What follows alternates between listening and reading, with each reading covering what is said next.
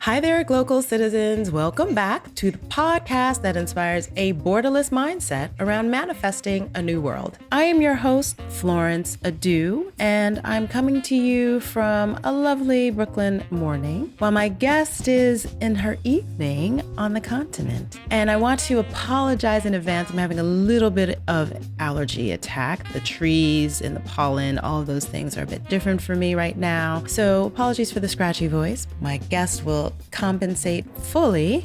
So by way of introduction, she was appointed advisor to the President of the Republic of Namibia, His Excellency Dr. Hage G. Geingob, in June 2015. In this role, she advises on policy and program priorities to harness a demographic dividend and create an enabling environment for sustainable entrepreneurship in Namibia under the overarching goals of poverty eradication, economic inclusion, and shared prosperity. Her professional experience ranges from public policy formulation, national development planning, program monitoring, and multi-stakeholder coordination. In her preceding role as an under-30 Chief Executive Officer of Team Namibia, she led a business support organization promoting local industry by advocating the preferential consumption of Namibian goods and services. In 2019, she was selected as an Obama leader, joining 200 young Africans in a leadership development program by former U.S. President Barack Obama. She's also founder and director of Oyayone Foundation, which works with and for under-resourced single mothers in Namibia to break the cycle of poverty by addressing basic needs and tackling asset poverty toward achieving social mobility. The foundation is building an enduring inheritance for our children's children by facilitating the ownership and management of economic assets by more Namibian women. Daisry Mathias, welcome to the podcast. Thank you so much for having me, Florence. It's a pleasure to join you. Wonderful, wonderful. So let's jump right in and get started. Tell us more. Where are you from? Where are you local? And what is your craft? I am a young African with a Namibian passport, born in a small missionary town in the northern part of Namibia, but raised in the capital city, Windhoek. Previously a private sector executive who found herself in politics. And I am now a public policy advisor. And I must say, I find my vocation in public service. Okay, nice.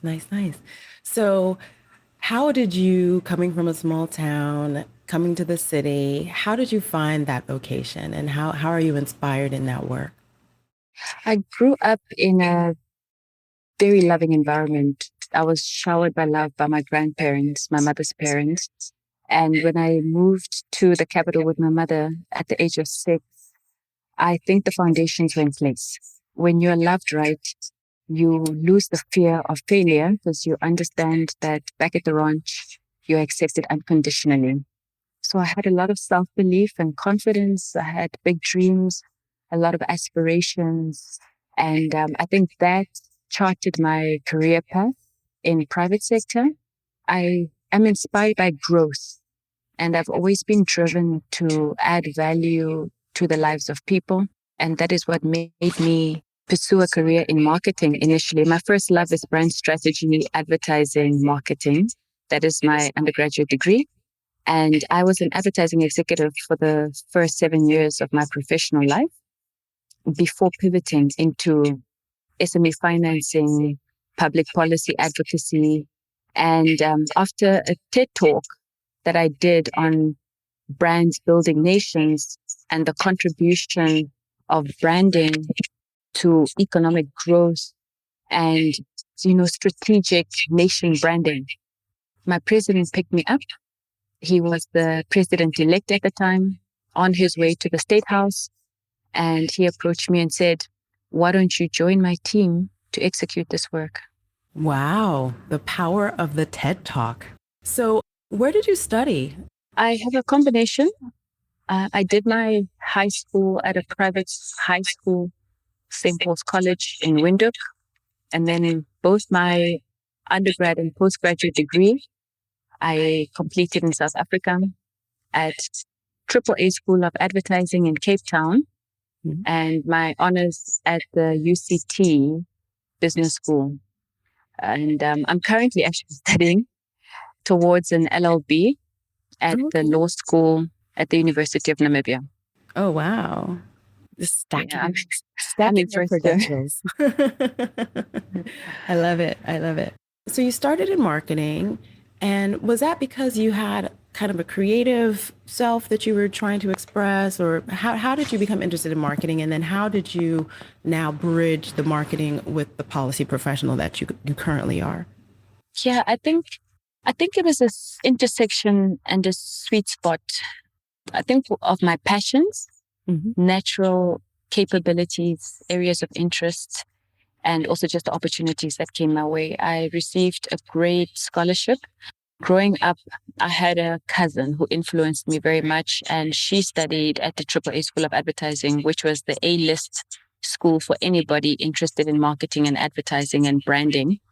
And she was a graphic designer. So I think the exposure to my cousin, Clara, is really what influenced me to even consider AAA as an option. But I'm also naturally, I think, a communicator and somebody who is quite social, a sanguine, so it wasn't difficult for me to pivot into that direction of arts, creativity, communications, and strategy as a left brain. I have a background in public policy as well. And my springboard was working in education and getting an understanding of the challenges and the struggles that I was facing with my families in my classrooms. And so was there one of those moments for you where you, beyond in inspiring your TED Talk, what was there before that point and being picked up by the president? What was there a point where you said to yourself, oh my goodness, I really need to be taking this step? Yes. I think everyone has that crossroad moment, that light bulb moment, that epiphany, right? Mine came in business school. I'll never forget. I was in a lecture hall, and I think we were just doing HR. It was an MBA, like a business administration program. But I realized in that moment that I was less interested in chasing numbers and more interested in significance. And I realized that I wanted to channel the rest of my life towards helping businesses to grow and helping entrepreneurs to succeed. And at the time, I was about 3-4 months pregnant. I was doing the program concurrently to my pregnancy. My daughter was due in October. I was due to graduate in December the same year. And I gave my employer notice of my resignation. I didn't have any other career option. I didn't have a job that I was going to go to. But I realized that my time had come to make that shift. And I just started to call people who were doing what I was doing or what I was interested in doing. So I called a venture capitalist who was also a lawyer, who happened to become our first lady. I admired her very much. And I called Monica and I said, you did law, but you were able to pivot from law, to create your own equity fund. How did you do it? And where do I begin? I called the head of our development funding institution, the DFI, the largest DFI in the country. And I said, Martin, I want to come and work with you. I'm prepared to start from the bottom up. I'll work my way up, but I need to make that shift. And I think because of that honesty, my network supported me and they were able to facilitate my transition from strategy, marketing into the area of finance, within the financial sector. And then I crossed over into public policy. And before I knew it, I was at the helm of Team Namibia, which really is the intersection, supporting Namibian goods and services from a marketing point of view, but also public policy advocacy, lots of strategy, lots of finance capacity building, and enterprise development. And I thought I had found my sweet spot when I was there, only to be appointed 12 months later to the presidency. Oh, wow. So Team Namibia, just to have a kind of a parallel understanding of it, is that something of a public-private partnership, a quasi-government organization? How is it situated? Is it publicly funded or privately funded? Yeah, it's privately owned and funded NGO. Okay. operating as a Section 21 company, Okay. resourced by the private sector. Okay. So Business Namibia, the corporates, are the ones who contribute a percentage towards the operations of this organization. Mm-hmm. It is in their interest that we are able to negotiate retail marketing space, procurement quotas, and run mass broad-based public education campaigns on the importance of keeping the money in the domestic economy and really just mobilizing a social movement. So it was 100% privately managed. Mm-hmm. But during my time, we also managed to garner the support of government through the Ministry of Industry and Trade to make contributions towards the operations of the organization. Interesting. So it's kind of like a chamber of commerce or something. Yes, for it worked. For the country. It was very complementary and worked hand in hand with our Chamber of Commerce. Okay. Actually worked at the Chamber of Commerce before crossing over to team. Yeah. Okay. So you really did kind of get on the ladder of building the blocks on the vertical of building businesses. Yeah, I get it now. So I think this is a good point to ask my why the where question. We want to know why or how you came to be living and working and playing where you live. Well, Windhoek is the only place that I've ever lived beyond where I was born. Everything else was temporary. Cape Town was for educational purposes. It could never be home. And as a patriot, my love and loyalty is for my country. I want to deploy my skills and resources to the benefit of fellow Namibian women and men. And as much as I will serve the continent, home will always be where the heart is. Right. I understand. So tell us more about where you are specifically in the country, where you are now and why you are there. But let's talk a little bit more about Namibia. You're my first Namibian guest. And so I'm very happy to kind of understand more about the country, the landscape, the city. So tell us more about, what it is to be local in Windhoek. A lot of people, when they come to Namibia, always have the same expression. They always say, this is one of the best kept secrets. It's a very unique place on the continent that has got some diverse landscapes. We are both a desert land, but we also have got this long sea coast.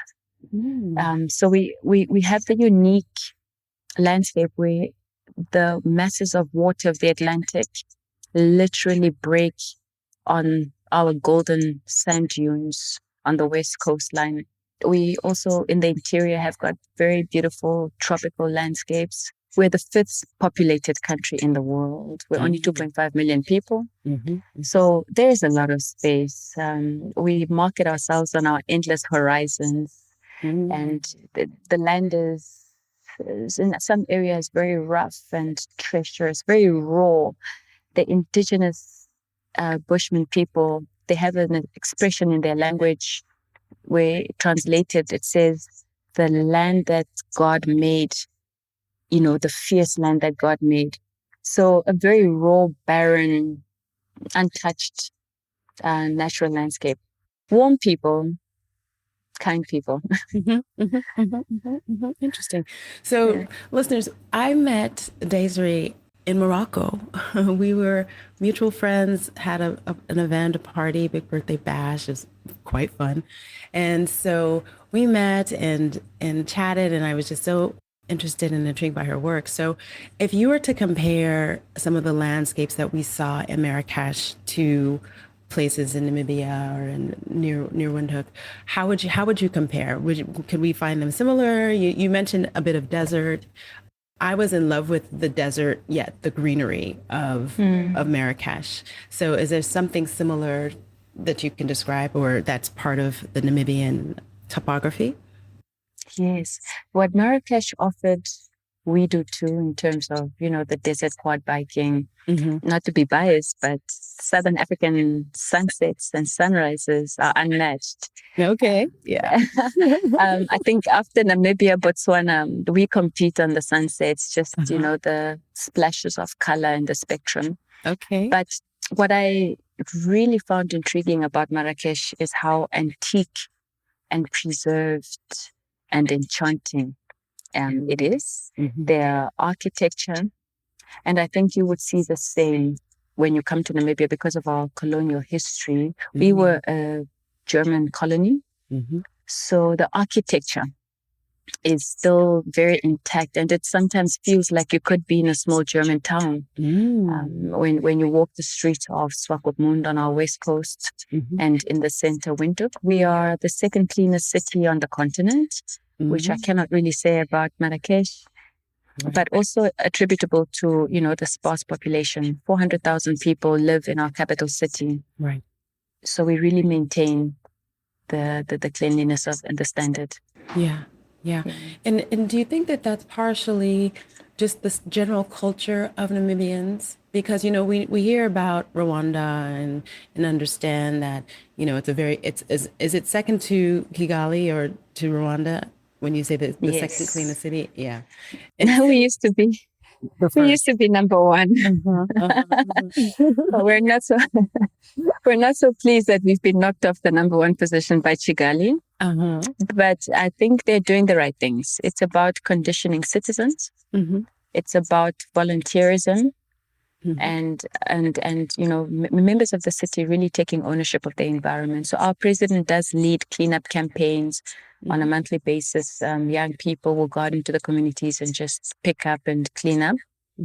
And it's not regulated by any kind of law. You're permitted to chew your gum and drink your drink on the street. But I think in our psyche, we are proud of the environment and committed to maintaining it. Very important. So you've been involved in the economy of the country for some time and have a good sense of where the country is going, and also in your role. So can you tell us a little bit more, let's get more into your role with building the country. We know many African countries struggle with poverty, and part of your role is to help the youth to start to eradicate that overall. So tell us a little bit more about the landscape that you're working in and what you're doing to build the youth sector. Yes, I've been privileged to serve president on two very important portfolios, young people and enterprise development. And that's the future of the country. Absolutely. And I think in his wisdom, he paired them because, there's that understanding that young people are the ones who have got the energy, the creativity, and the resources to build a private sector that can generate growth for the economy through startups and entrepreneurship and MSME development. But it's arguably also the most challenging sector of our development. I mean, not only COVID, but there were mega trends even pre-COVID. Our economy was going through deindustrialization even before the pandemic hit. Our sub-Saharan Africa, and specifically Namibia, we're going through a protracted drought, because of climate change, adverse weather conditions.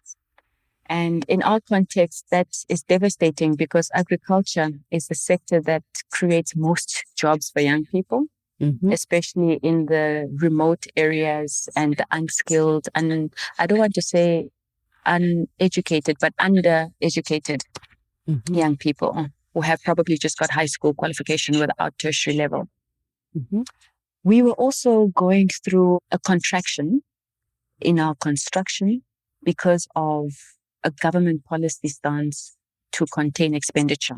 We had to stabilize our fiscal. And because of the size of the Namibian government, we are 65% of our economy. Procurement is really, really catalytic in our economy. And a lot of developers and business people rely on government contracts and opportunities in order for them to do work. So when we started to consolidate public expenditure, sectors like construction took a huge knock. And construction is not only, a stimulus at the micro level because of the value of, developing property, but also the jobs that it creates at mass. So we lost a lot of jobs because of, our efforts to contain the fiscus for the sake of sustainability, right? And then COVID came, and tourism, hospitality is our, services is one of our top three. And we lost jobs from, the lockdowns, as necessary as they were, a lot of retrenchments in that sector, which affected, again, young people. So in a post-COVID economic recovery trajectory, we're trying to restore the sectors that were affected, hospitality, tourism, those enterprises by young people, agriculture, construction, towards social housing and shelter, issues of equity and social mobility, and tackling asset poverty by, giving people titles and houses. And then also we're developing new frontiers because we realize that the rebound may take some time. So we're aggressively pursuing the energy transition through the synthetic fuels industry. We are at the moment leading in our region on green hydrogen and its derivatives like ammonia.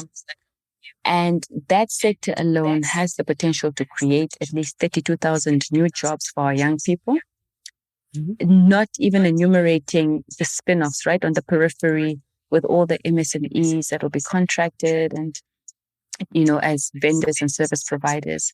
So these are kind of the options on the table. But having been in office for 7 years, the call of the president to make sure that nobody is left out, I think, is a personal call for every person to reflect within their relational constellations, who is at risk of being left behind. And in my humble opinion, and from my purview, data tells us that not only in Namibia, it's an African problem, but the most disproportionately excluded young African today is a 21-year-old Black female residing in a rural area of Namibia or on the continent. Our youth unemployment statistics corroborate it. Young Black women are more unemployed than their male counterparts. And in our country context specifically, we have a fatherlessness phenomenon. So many girls are raising the next generation on their own. And you know what that means? The burden on her is a limitation to pursue her education, to achieve the potential within her career, to put food on the table. And that affects her psychosocially, her health, and even that child grows up in a suboptimal environment. Either the mom is compromised and has to accept a poor relationship for economic security, or she's exposed to abuse, or just nutrition. There's not enough to put on the table, for balanced diet, which leads to stunting, wasting, malnourishment. It continues. So we have more work to do to take young, and unfortunately I have to nuance it to race, more young Black women, and I have to drill even deeper, young single mothers who are raising the next generation so that they can participate in the economy as owners and managers of economic assets and develop a balance sheet that they can bequeath to their children. Wow. And that seems to be the work of your foundation, most definitely. And that's the sweet spot.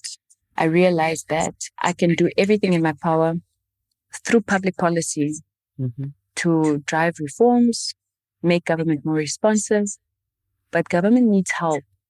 And I think every single Namibian has a role to play in helping another Namibian to come up. And that's what's really inspired my personal work to create this foundation, Wayayoni, which means a net coster, going back for the others, so that we can take more of those who are being left behind along with us. And that's what we're trying to do, really to support the work of the president. It's the only way that we'll achieve inclusive growth. It's the only way that we'll be able to share prosperity. And it's the only way that we can achieve social progression and transgenerational wealth creation. Right. So tell us, Oyayone is what language? It's Aramaic. Oh, okay. It's biblically inspired. Okay. By the profound women's ministry of Mary Magdalene. I stumbled upon it serendipitously, but it means going back for the 11 others that were lost. And she led a profound ministry for women. And if you know the story of Mary Magdalene, she's the only woman that followed Jesus at the time. And, they describe her in some theology as the one that Jesus loved. She had a very, very hard past, but she was able to find that restoration. And when she stood up, she made sure that she helped others to stand up as well. And I think that inspires our work. Nice. Speaking of language, I like to ask a question around Glocal speak. So we want to hear what you hear. I ask you to share a word, a phrase, or a saying that is a meaningful part of your local experience and why or how you came to value it as Glocal speak. I think the word that just came to mind immediately is Olupandu. Oh, okay. Olupandu is in my vernacular, and it's an expression of gratitude. Oh, okay. And I think I operate from that space of gratitude, either appreciating or serving to give others the opportunity to express gratitude. Olupandu is very central to my values. Yeah. And I think I use it every day because I have reason to say thank you every day, either to my creator or to those who are around me, enabling me to do the work, or I hear it from those who I'm serving. Okay. And what language is that? Olupandu. Olupandu is Oshiwambo, which is my mother language. Okay. So it's just thank you or thanks, but it's really more than that. It's a deeper sense of gratitude. Right. Yeah, I find a lot is lost in translation because I feel generally that tonal languages have more of a resonance than a lot of the English word that we use. So I can understand what you mean by the depth of the gratitude that's meant in the word. Most definitely. So let's talk a little bit more about the actual work of doing the work of building youth in the country, and also specifically on how you've fashioned your work to be a balance between running a foundation and also being an advisor. So in your activities as an advisor, what does your team look like? What does it look like being out in the field? What is a day in the life of Daisry look like? Credit to our president. My role is in innovation. I was the first advisor, according to the African Union, appointed to sit in the private office of the president and really have that opportunity to form part and parcel of the decision-making process within the presidency, which coordinates the other 28 sectors of our economy. I am one of 4 advisors to the president. My colleagues are a senior advisor on constitutional affairs and business sector interface. Another colleague is the economic advisor. And my last colleague is the political advisor. And he also serves as the spokesperson of the president, while I look at the dimensions of youth and enterprise. And we do a lot in supporting the president to discharge his constitutional mandate. It's a very heavy mantle that every leader wears. And it goes from anything from designing the policy priorities of the president, which we have documented in the Harambee Prosperity Plan. It's an impact plan of the government that provides the blueprint on how the president will deliver his mandate of inclusive growth, recovery, and shared prosperity. it's my responsibility to ensure that that priority policy document reflects the aspirations, the concerns, the frustrations, and, the demands of young people. So really to just put youth issues at the center of government's development agenda. But we also, in our role, double up as a performance delivery unit. After we've developed the plans of the president and government, we now work with the sectors as an intra-governmental stakeholder coordinator, ensuring that the left hand knows what the right hand is doing, ensuring that programs are happening, that we're on track, that if there's any kinds of troubleshooting required, we from the center try to support the implementing sectors to achieve the target. We're responsible for reporting on quarterly, annual basis, and then we come in as subject matter experts. So speech writing, supporting wherever the president needs, policy perspectives, analysis. We draft a lot of memos. During the first term of office, I can enumerate at least 300 policy statements that I have contributed to writing for the president. During COVID-19, I served as the focal point within the private office, working with the task team. So we're on our 46th presidential COVID-19 public update. Every single one, we've been able to write and inform the regulations and the responses by government, crisis management and communication. And then I also interface with young people. And that's part of why I'm in Kampala today.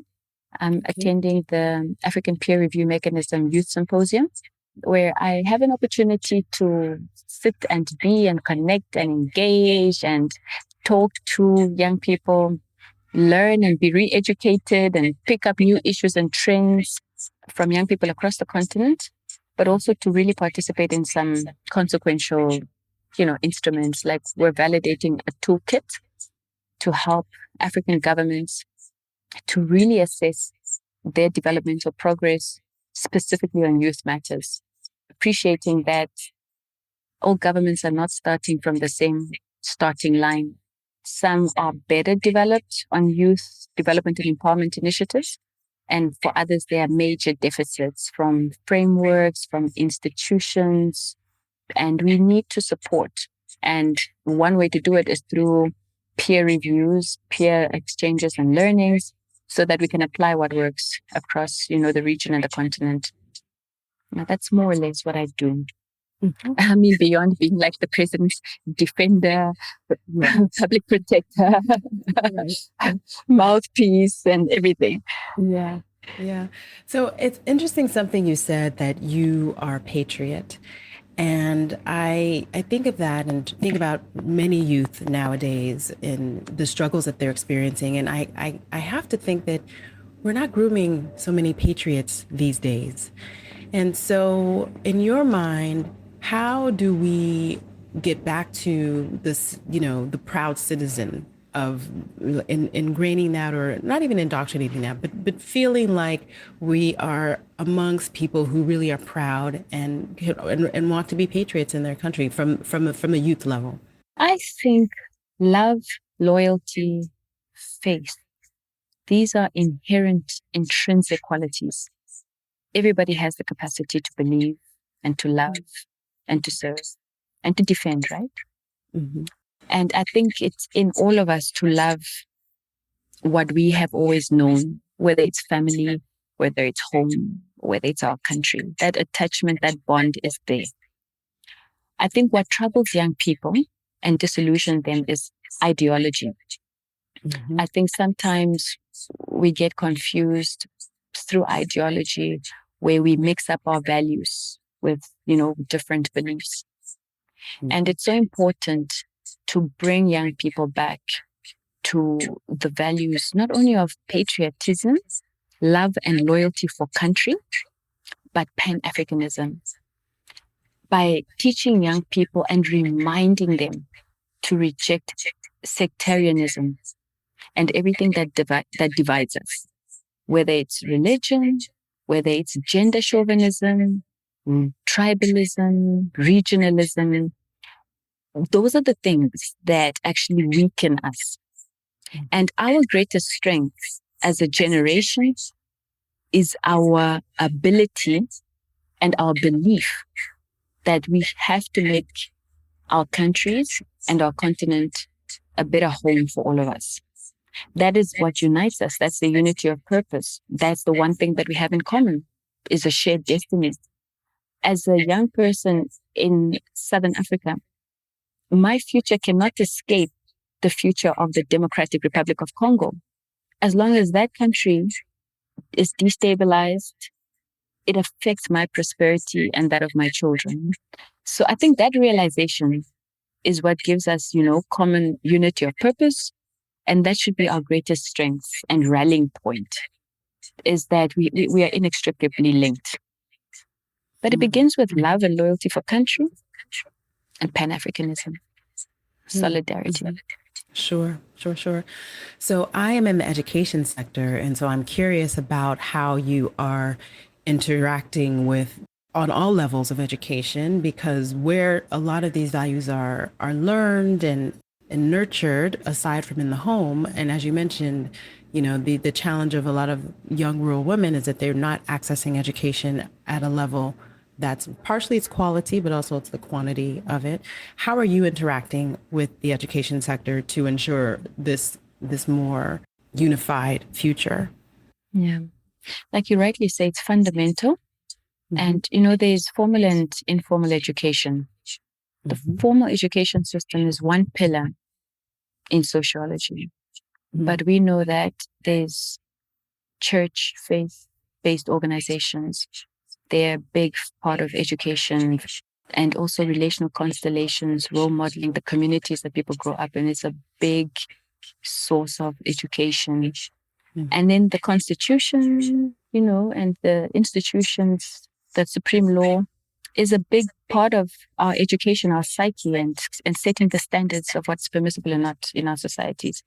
And I think at all these levels, we really have to reflect on whether the reforms that we're driving are evolving as rapidly as the environments that we live in. Before in technology, for example, every 18 months, there's a shift in technology. Right. But the public education system, which is highly exposed to technology, in our country, our reform cycles are every 5 years to review the curriculum. Right. So I think the challenge for us now is equipping young people with the skills that they need to compete in the 21st century. And also holding on to those fundamental values, those tenets that we shouldn't let go of, and that should be maintained within our education system to preserve our common identity and common values, our shared values. So it's a process. I think democracy is imperfect. This idea of the majority rules, and we need to work by consent. There are some times where we begin to pull into different directions, and it actually stops the collective from moving forward because everybody is pulling in a different direction. I think there comes a time when there is a measure for uniformity within society for the sake of progress. And you find that in the education system, sometimes our inability to leapfrog is because of so many different focus areas and touch points. Education is one of the most challenging sectors, not I think only in our context, I think on the continent, just shaping it and making it fit for purpose. We're producing, according to the World Economic Forum, on average 20 million fresh graduates every year that need to be absorbed into the labor market. But that transition is just so hard, largely because of the unintegrated way that we're doing education. It's like the institution is on the left, industry is on the right, and there isn't really work-integrated learning. It's not really relevant. People can't hit the ground running. And now with technology, it's a whole nother ballgame because the borders are becoming, transparent. I'm competing in tech with another young person in Ghana because the borders don't matter. Mm-hmm. Yeah. So I think there's a lot of work to be done on education. Yeah. Just to make it a bit more agile, nimble. Right, exactly. And I would say the work has to start with reclaiming education as African and not the colonizers' education. Ooh, yes, that's a whole nother point. Exactly. You mentioned, the German roots there. And so I'm curious about how much influence that still has on the education in Namibia. After the World War and Hitler, we were handed over to South Africa to manage because all the German troops were recalled to go and fight in the World War. Right. So we became a fifth province of South Africa. And apartheid is actually the system that influenced us the most. So our education system was built on the Dutch Afrikaner system of Afrikaans. And we have a lot of that historical context, actually, more than the Germans. Okay. In terms of decolonizing the curriculum, of course, there's still a lot of work that needs to be done to mainstream indigenous knowledge, to maintain a measure of indigenous languages. Yes. But I've got to say that we are, I think, quite a blended system, whereby the indigenous aspects are included into the curriculum. The only thing we have not really succeeded is completely replacing the Western ideologies, European historical contexts with African and Namibian historical contexts and ideologies. I think that's probably the aspect that still needs a lot of reform. Yeah, and that's across the continent. Yeah, that's across the continent. Difficult. Yeah, that's the most difficult part. Partially because we don't necessarily have the historians that are, doing the research and putting it all together. They're not the ones that are getting funded to do this thing. So, yeah, I hear you on that. I started a reading group. Oh yes, good. Yes, and we focus only on modern African literary contexts. Yes. For the simple reason that, I had a great education, private school education, but I was reading English literature, Watership Down, and I never read Chinua Achebe, Things Fall Apart, until I came of age as a 30-something-year-old. And I realized, my own agency, and I said, I've got to go and read. Aikwe Arma, The Beautiful Ones Are Not Yet Born. I had to go and find that literature myself because my education system didn't give it to me. Right. But I can tell you all about, all the other English authors. Right, exactly. So it begins with just reading our own and embracing our own writers, historians, archivists, stories, narratives, telling and owning our own stories. But we also need to write as Africans. Exactly. So I want to ask you, before I get more into the you that's the reader and maybe the watcher or the listener, is a mindset question. And it's about a mindset hack. So we want to know, what is your favorite or an innovative mindset hack? Now, this is one that you can imagine, one that you know of, or one that you practice. Mindset. Top of mind. It can be very intimidating in my space, addressing large crowds, very powerful people, concentrated into one room.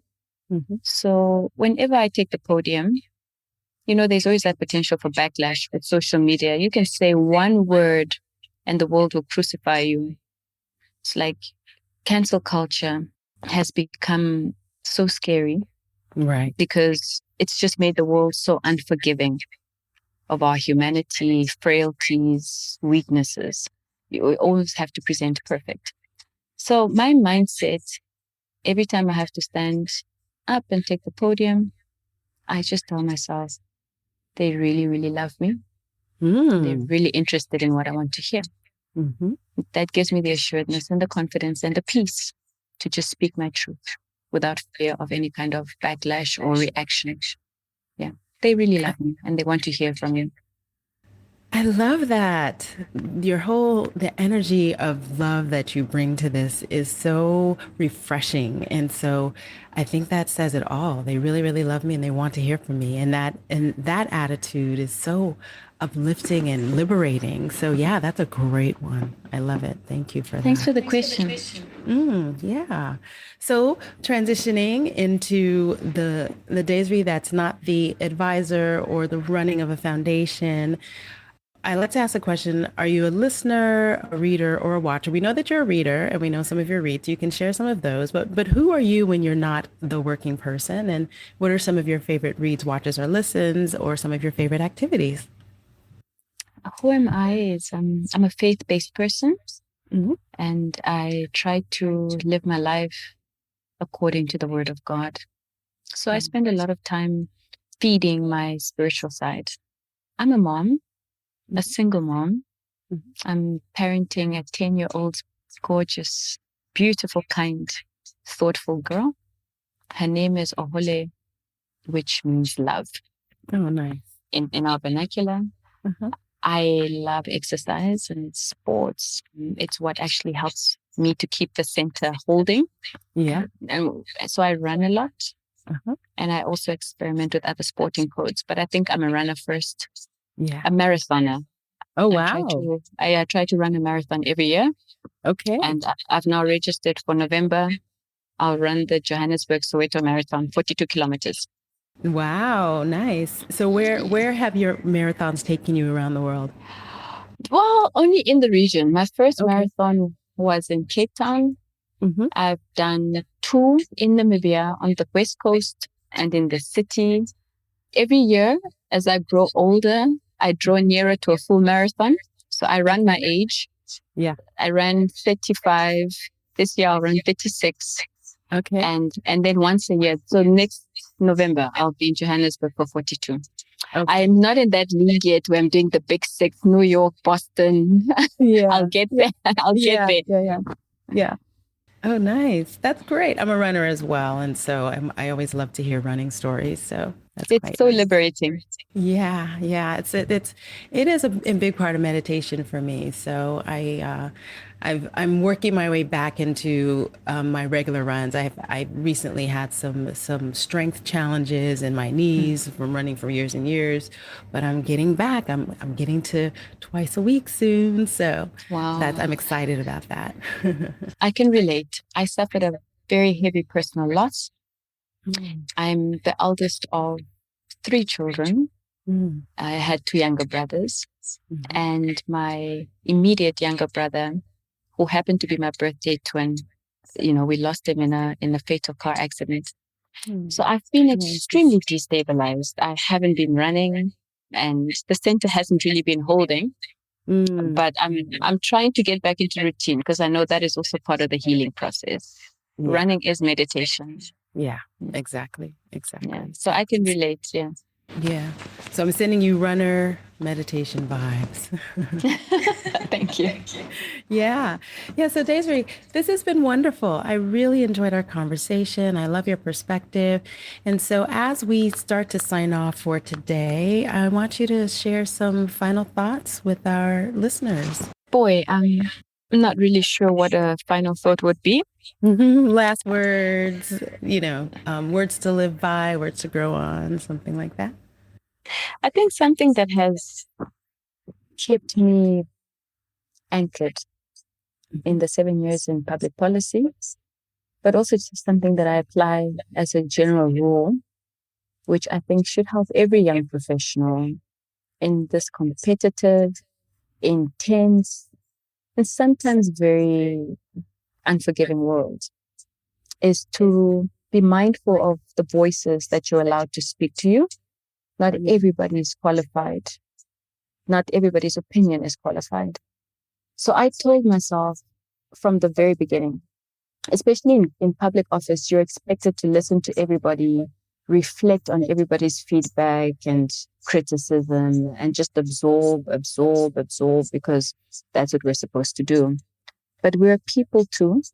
We have emotions, and we're affected sometimes, by public opinion, especially when it mischaracterizes you and you're misunderstood.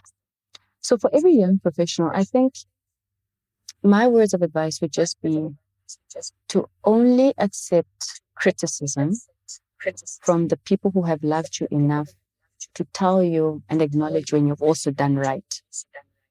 Mm-hmm. Somebody who is able to recognize a good deed and come to you and say, I commend, I compliment, well done, I saw that, is qualified to come back to you and say constructively, you missed it here, and you should reconsider that. But if it's only a critical voice, I don't think it serves you, because they're not honest enough to acknowledge the full spectrum of the work that you're doing. That has helped me to filter out negative voices, because your mindset is actually what protects your character. And it doesn't matter how much success you achieve in life. It's easy to get to the top because of skills and capabilities, but it's character and mindset that are going to sustain you at the top. So you need to protect your character by protecting your heart, and that's a mindset issue. And a lot of it is influenced by the voices you're listening to, your own voice and the voices outside. And with social media, there's just such an intensification of feedback.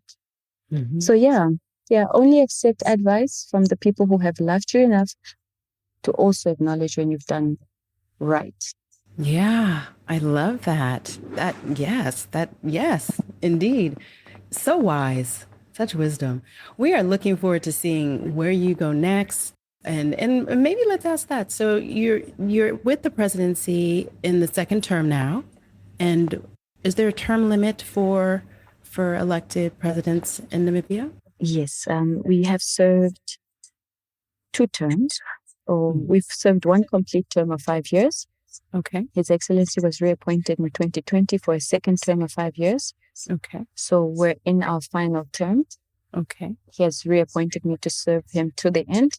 Okay. And we are 30 months away from our final, our final term. Right.